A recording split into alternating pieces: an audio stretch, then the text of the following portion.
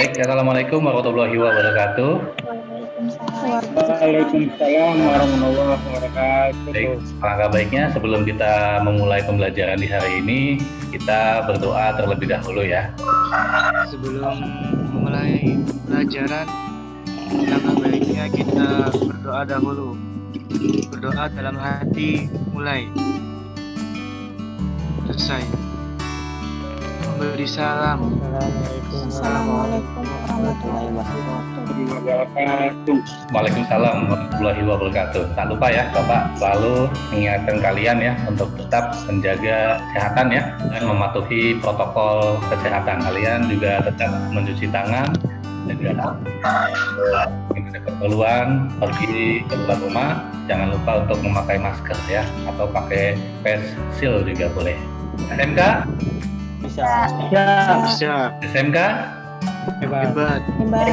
SMK?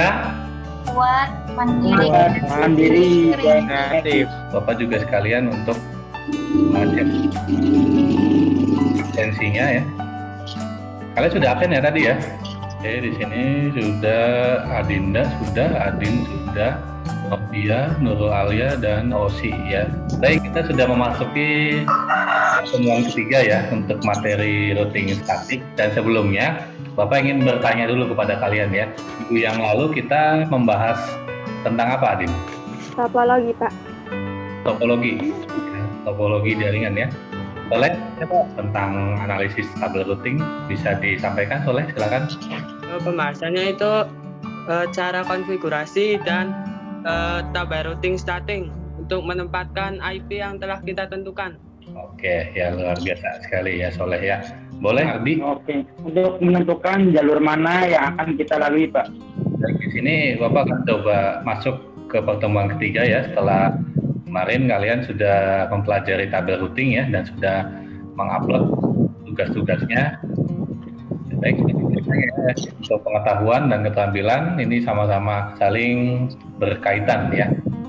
Kompetensi intinya, kompetensi dasar dan indikator pencapaian kompetensi ya di pertemuan ketiga ini menguji hasil konfigurasi routing statik ya. Kemudian setelah menguji nanti kalian mengemas laporan konfigurasi routing. Kalian melakukan pengujian hasil konfigurasi routing statik tiga router dengan melakukan cek koneksi link dari host pertama berangkat ke host tujuannya ya sesuai dengan tabel pengujian dengan mengisi IP address perangkat awal, lalu IP address yang ditujunya ya, dan catat hasil pengujiannya apakah reply TTL atau request timeout ya. Sedikit penjelasannya, reply TTL itu time, jadi jika ingin mengirimkan sebuah paket itu sudah diterima oleh si penerimanya ya, dan memberikan kabar ke pengirimnya, udah nyampe nih paketnya ya. Nah kalau request timeout itu paketnya nggak nyampe ya, jadi biasanya ada kesalahan di tabel routingnya ya. Tujuan dibuatnya tabel routing itu mempermudah pada saat mengkonfigurasi di masing-masing.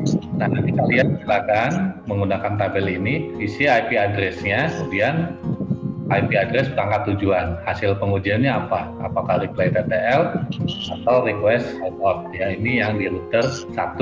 Sebelum Bapak lanjutkan, Bapak akan coba ya tanya dulu Adin, kalau misalkan tadi ya paket dikirimkan dari router 1 ya mau menuju ke router 3. Nah, jalurnya yang dilewati yang mana Adin?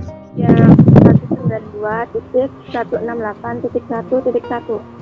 Yang 4.1. 4.1. Terus mana lagi? 4.2. 4.2. Terus? 5.1. Oke, lanjutin aja. Kalau misalkan masih ada jalur yang dilewati, ada yang mau nambahin? Ardi mungkin, Di? Di 192.168 3.1 Pak. 3.1. 3.1 yang ini ya. Lewat sini dulu nggak, Ardi? Ini, Pak. Ini IP. Kemudian setelah melakukan pengujian dengan perintah ping tadi ya, lakukan juga pengecekan jalur rute mana saja berangkat dari IP perangkat awal menuju ke IP perangkat tujuan dengan perintah tracer seperti ini. Nah, seperti ini. Dan sebelumnya Bapak tanya dulu ke kalian yang sudah mencoba di Cisco Packet Tracer, siapa aja? Saya Pak, sudah. Ya, ada kendala nggak? Oleh? Ada Pak. Ada Pak. Mana kendalanya? dan router ke router. Oh, dari router ke routernya kenapa? Kayak switch ke routernya tuh. Belum nyambung gitu kan? Iya. Aan sama kayak gitu, An? Sama Pak, persis. Tinggal itu aja Pak, dari router ke router konfigurasinya sudah betul Pak. Cuma itunya masih merah tuh Pak. Coba kalian nanti pastikan interface yang terpasang switch ke sini misalkan ya, sama interface yang terpasang ke router 2. Bedanya di sini yang ke switch itu pakai fast Ethernet. Nah, ini warna hitam. Kalau yang ke router itu warna merah, pakainya port serial. Pastikan di sini sudah nyala ya, sudah di-on-kan ini, dan di serialnya juga sudah di-on-kan. Nah, mungkin penyebabnya itu belum di-on-kan interface-nya ya. Bukan begitu Soleh, Aan? Iya, Pak. Ya. Itu belum bisa. Oke, untuk cara pengecekannya, kita tinggal ke PC 1 yang ada di router 1 ini, mau menuju ke PC router 2, PC yang ada di router 2. IP-nya 192.168.2.2. Kemudian pilihnya run, ping 192.168.2.2. Kemudian di enter, kalau sudah replay berarti ya sudah nyambung, sudah berhasil. Coba kita menggunakan tracer. Tracer itu untuk apa? Jalur. Pengecekan jalur yang dilewati ya, yang dilalui ya. Nah, untuk perintah tracer-nya sama kayak tadi, menggunakan run ini juga. Ketik tracer 192.168.2.2. Nah, ini ya, jalur yang dilewati 1.1, 4.2, terus langsung menuju 2.2. Kan kalau kita lihat ini, ya, yang lewatin sini dulu 1.1, 4.1 ya, 4.2, terus langsung nyampe ke 2 titik. Sekali lagi, fungsi dari tracer itu apa? Bapak minta Alia. Jalur mana yang akan dilewati. Oke, untuk mengecek jalur mana saja yang akan dilewati. Kemudian di sini ada sistematika penulisan laporan praktikum. Jadi nanti untuk tugas akhir dari routing statik ini, kalian susun untuk laporannya.